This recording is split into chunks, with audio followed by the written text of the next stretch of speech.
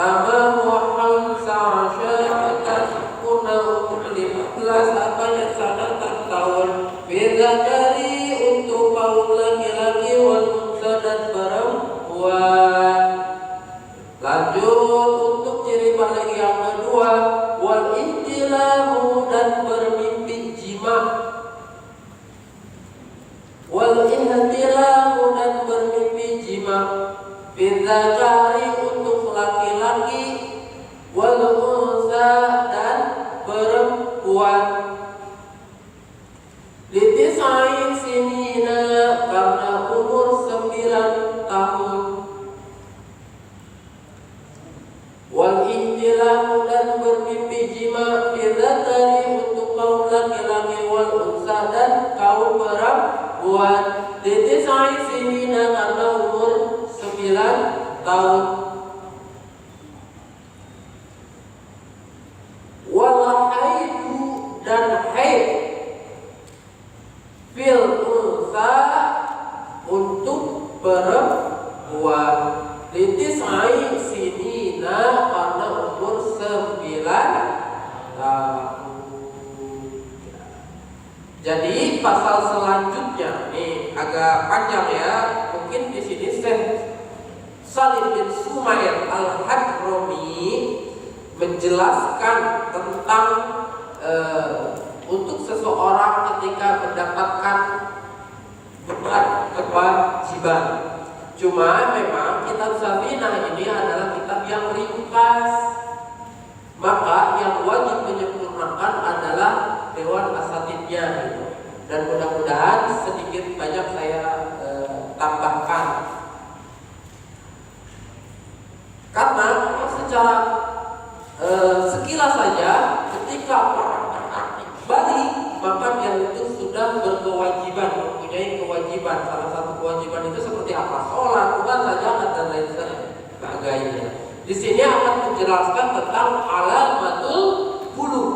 Sebelum masuk ke alamatul bulugh, kita harus tahu dulu apa dan siapa yang akan terbebani dengan yang namanya kewajiban dan hukum-hukum dalam agama Islam. Kemarin hukum dalam agama Islam ada berapa? Ojo meneng bae, wis ngantuk kok. Ada berapa? 5, jangan malu-malu gak bakalan menggigit. Bukan tikus. Ada berapa? 5. Yang pertama wajib. Wajib itu konsekuensinya ketika dilakukan kita mendapatkan, ketika ditinggalkan kita mendapatkan wajib. Kedua, setelah wajib ada sunnah itu konsekuensinya ketika dilakukan maka kita akan mendapatkan ketika ditinggalkan maka tidak mendapat siksa. Oke. Yang ketiga, ada yang namanya mubah, yang konsekuensinya ketika dilakukan ataupun tidak kita tidak mendapatkan pahala ataupun dosa. Ada lagi. Yang keempat adalah makruh. Konsekuensinya ketika melakukan makruh maka kita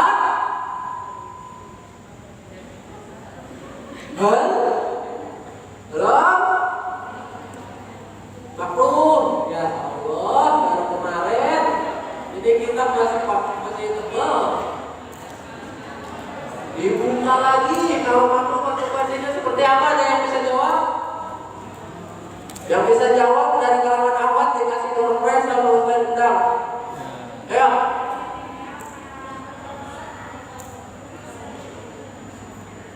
Kalau makruh dikerjakan maka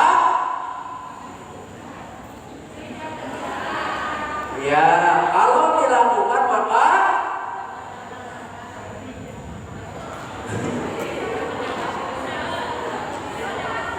Masya Allah.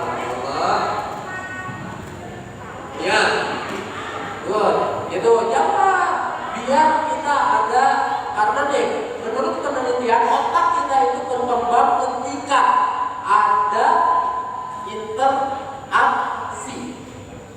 Pembelajaran itu 70% lebih dengan social education, public speaking. Jadi kita harus ada interaksi.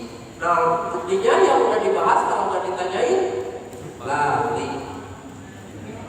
Dan yang terakhir adalah haram. Kalau haram itu konsekuensinya apa? Kalau dilakukan maka, kalau tidak dilakukan maka mendapatkan. Oke. Nah, sekarang dalam pasal alamatul bulugh itu akan menganalisa siapa sajakah yang akan terbebani dengan hukum-hukum tersebut, wajib, makruh, haram, mubah, dan lain sebagainya yang lima tersebut. Maka ada dalam konteks Islam itu yang namanya taklif atau mukallaf.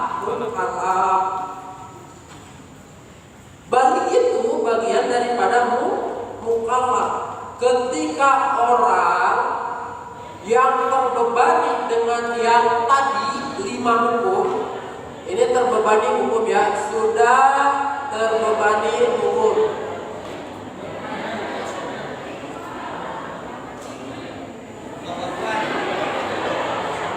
Kenapa?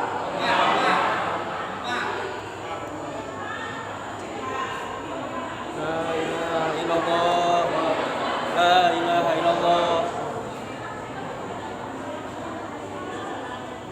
Tendang azan. Allahu akbar, Allahu akbar. Allahu akbar,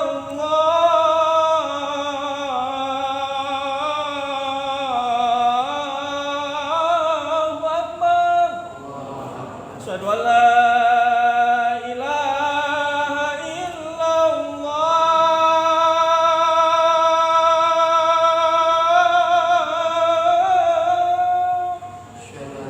Asyhadu an la ilaha illallah.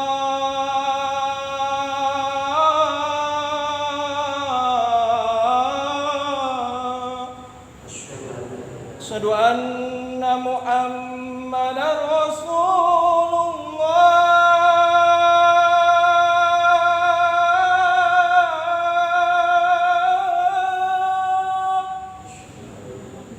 Asyhadu anna Muhammadar Rasulullah.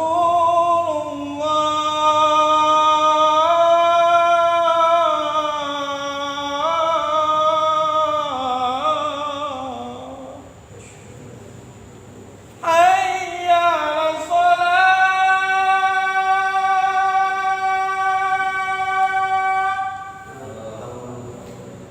Hayya 'alas shalah.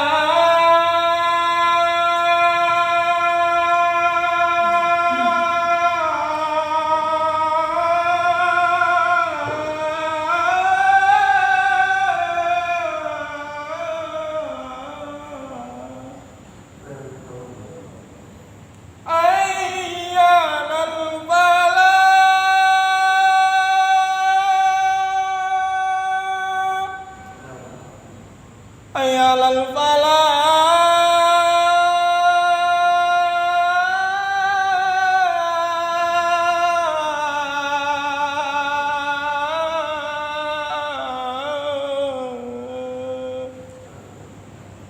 Allahu akbar, Allahu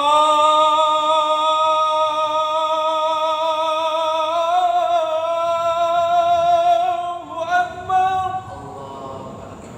La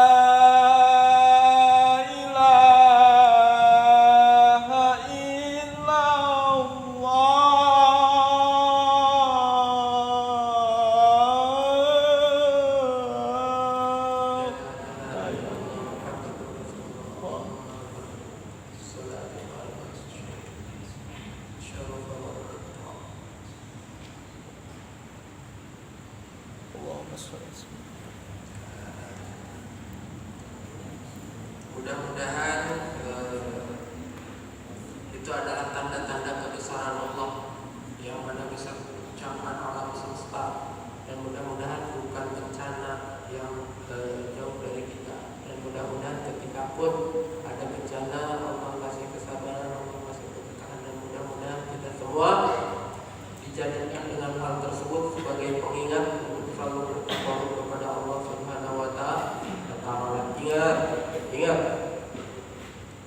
al-mautu ya'ti baghtatan. Yang namanya kematian itu tidak bisa ditawar, datangnya tiba-tiba. Gak harus nikah dulu, gak harus tua dulu, gak harus sakit dulu, gak harus sukses dulu, gak harus jadi orang kaya dulu, gak harus tujuan kita tercapai dulu. Kalau kata Allah kamu besok jadwalnya meninggal, maka ketika malakal maut datang kita akan dijamin. Ketika ada kejadian fenomena alam, kembalikan kepada Allah untuk bertakarub kepada Allah bahwa Allah itu maha segalanya, maha kuasa dan maha agung. Kita hanya manusia yang lemah, makanya kita itu tidak ada sedikit pun hak untuk ada rasa sombong dalam hati, apalagi terucapkan, apalagi dalam tingkah laku.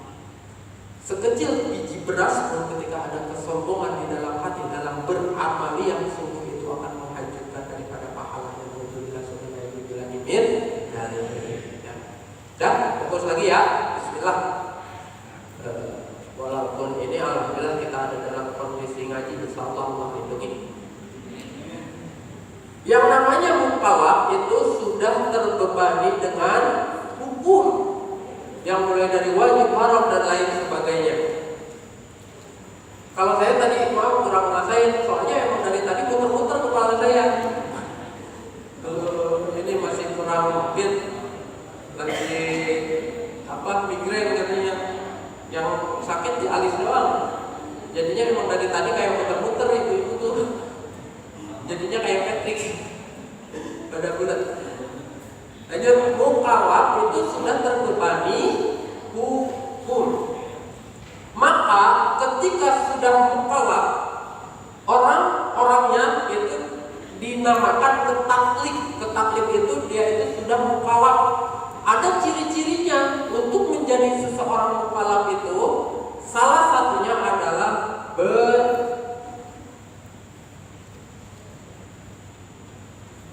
sebelum balik ya. Jadi memang ini tidak ada dalam kitab Sakinah, tapi balik itu termasuk daripada ciri mukallaf. Mukallaf itu adalah terbebani kewajiban. Siapa, kapan, dan orang yang seperti apa yang terbebani hukum-hukum dalam Islam, yaitu disebut dengan orang yang mukallaf, yang tertaklif. Yang pertama, ciri orang terbebani hukum itu berakal. Maka jika kita tidak ingin terbebani dengan hukum-hukum agama, maka harus hilang akal. Saya gak mau sholat, ya wis, buat nopo-nopo monggo. Tapi kalau hilang akal sama dengan apa? Ya. Seperti itu. Jadi kalau ada orang yang tidak mau terbebani dengan hukum-hukum agama, yang pertama yaitu jangan berakal, dalam arti orang gila. Maka kalau ada orang gila, jangan diomelin kalau nggak sholat ya, orang dia nggak bakalan dihisab. Karena salah satu daripada ciri atau syarat mukallaf itu berakal. Kalau orang yang akalnya ya dia nggak bakalan dihisab daripada dia mau nggak sholat ya, mau ngapain orang nggak ada akal. Itu. Yang kedua baru yang akan kita bahas yaitu apa namanya? Nah, sini kita akan bahas balik. Syarat balik itu untuk laki-laki just for men 2. Untuk laki-laki ciri balik itu ada 2. Untuk perempuan ciri balik itu ada 3. Di sini kan alamat buruk salatun, bahwasannya ciri balik seseorang bisa disebut kategorikan balik itu ketika ada 3 unsur atau salah satu dari unsur tersebut. Itu untuk laki-laki dan perempuan, ini secara universal. Ketika dibagi 2, maka 2 untuk laki-laki, 3 untuk perempuan. Kenapa? Karena perempuan itu ada haid, kalau laki-laki tidak ada. Ada di sini laki-laki yang haid. Makanya kenapa gak sholat? Maaf, Kirain ada yang kayak gitu. Berarti kalau ada laki-laki yang gak sholat, mungkin dia beda dari yang lain, lagi haid. Soalnya afdhalus sholat itu gak ada afdhalus sholat itu. Afdhalus sholat itu cuma dua, lupa dan tiduran. Itu pun wajib diqodho. Sakit, sesakit apapun yang namanya sholat tetap wajib. Ketika kita tidak mampu berdiri, hendaknya kita berbaring, terlentang, bahkan dengan isaratul ainain, isyarat mata. Ketika misal melek itu berarti ketika kita berdiri, agak mau merem berarti ketika kita ruku, merem berarti ketika kita sujud. Sampai seperti itu kewajiban daripada sholat. Makanya kalau ada yang nggak sholat mungkin kita husnudzon aja, mungkin pakai peci tapi dalamannya bisa ya, kita jelaskan satu-satu. Ciri mukallaf atau yang terbebani dengan hukum itu, yang pertama berakal, yang kedua balik. Nah, di sini musonif itu cuma menjelaskan tentang baliknya. Yang lainnya ntar insya Allah kita tambahkan. Balik yang pertama tamamu khamsa asyarata sanatan. Kalau ini ciri universal, siapapun, laki-laki mau perempuan, ketika sudah berumur 15 tahun hitungan hijriah, bukan masehi, karena hitungan hijriah itu lebih cepat daripada masehi.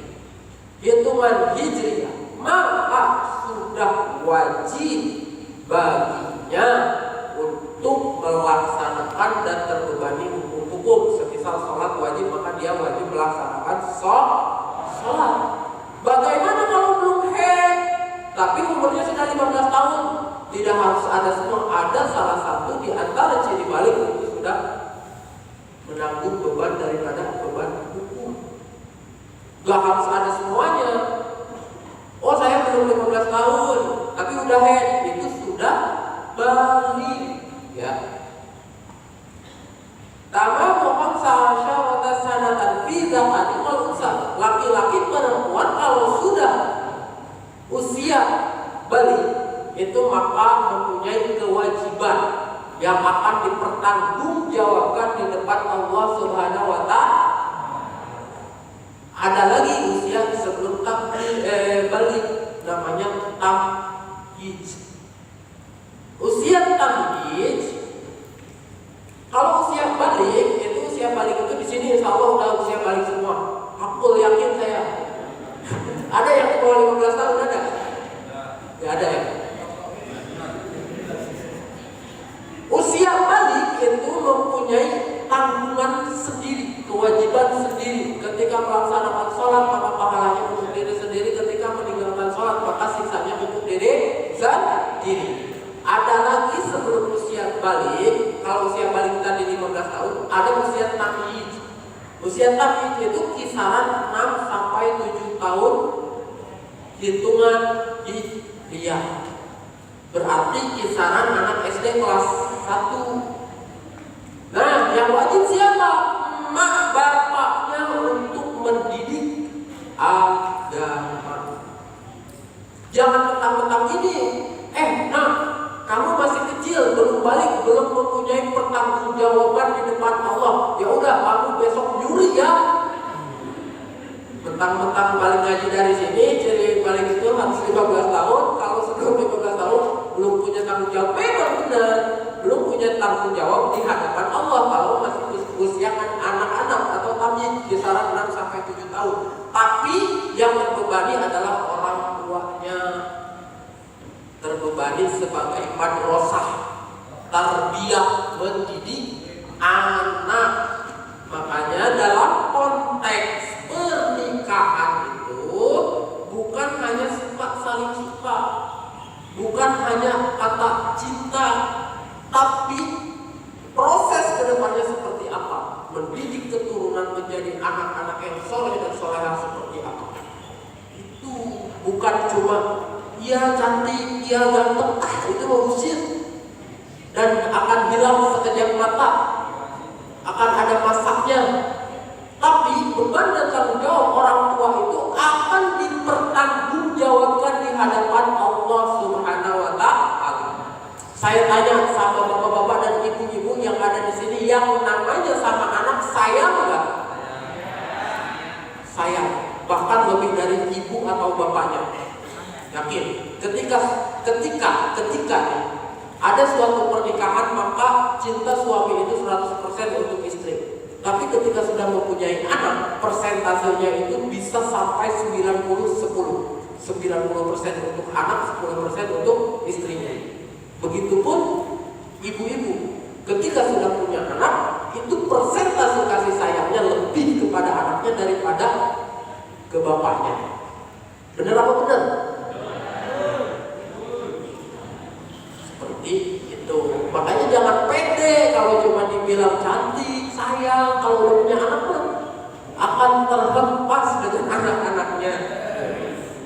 Makanya yang salah satu harus jadi acuan ketika yang belum nikah nih, yang belum, itu harus bisa mendidik anak. Yang belum punya momongan, saya doain di majelis yang berkah ini mudah-mudahan dapat momongan yang soleh dan soleha dan berbakti kepada orang tua serta menjadi kebanggaan agama dan bangsa. Amin ya rabbal alamin. Yang belum nikah mudah-mudahan mendapatkan pemimpin yang soleh.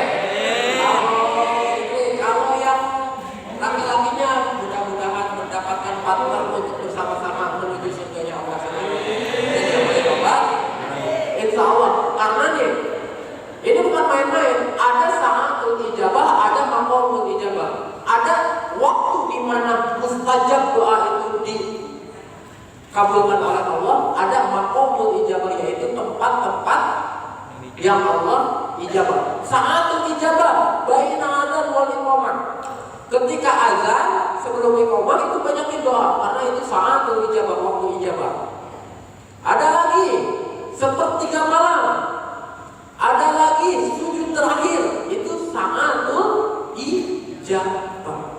Ada lagi maqamul atau maqamul ijabah, tempatnya yang menjadi mustajab. Di mana? Di masjid, di majlis, di tempat menuntut ilmu, di multajam, di Mekah Al-Mukarramah, di Masjid Nabawi. Itu adalah maqamul ijabah. Jadi saya suruh berdoa bukan main-main. Makanya lagi ngaji banyak itu, ya Allah, mudah-mudahan besok pulang dari sini ke jodoh. Kayaknya doa yang lagi ngaji juga ya. Balik kembali ke laptop. Balik tentang balik yang pertama, yaitu sempurna umur 15 tahun. Maka siapapun itu, laki-laki ataupun perempuan, dimanapun Anda berada, ketika sudah berumur 15 tahun, Anda wajib melaksanakan perintah-perintah agama, perintah-perintah Allah. Sebelum usia tabligh ada usia tamyiz, yaitu usia pendidikan. Yang mana usia pendidikan ini memang anak tidak tertaklid, tidak ada pertanggungjawaban di hadapan Allah sebelum balik. Tapi yang akan dipertanggungjawabkan adalah emak bapak yang mendidik apa tidak terhadap anaknya dalam konteks agama. Usia tamyiz itu yang seperti apa? Usia tamyiz itu yang bisa membedakan mana yang merah, mana yang hitam, mana yang manis, mana yang asin. Misalnya itu udah masuk usia tamyiz. Dan di sana sudah masuk usia wajib mengajarkan hal-hal yang berkaitan dengan kewajiban dalam agama. Semisal sholat, wudhu, itu sudah wajib untuk diajarkan kepada anak-anak kita. Seperti itu. Mudah-mudahan anak-anak kita menjadi anak yang soleh dan solehah. Karena itu investasi ya. Investasi yang paling berharga itu ketika kita sudah meninggal, bukan Fortuner, bukan Pajero, bukan apartemen 70 ruang, bukan. Idza mata ibnu Adam inqata'a amaluhu illa bisalasin. Yang pertama sedekah jariyah. Yang kedua ilmu yang bermanfaat. Ilmu yang bermanfaat itu seperti apa? Saya misal ini lagi sharing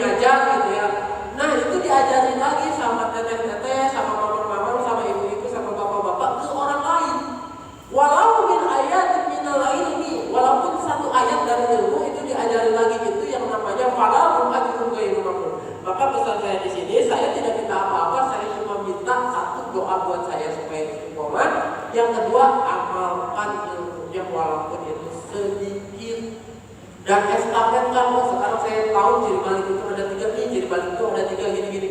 Amalkan terus, tidak akan terputus dan kita insya Allah akan berjumpa kembali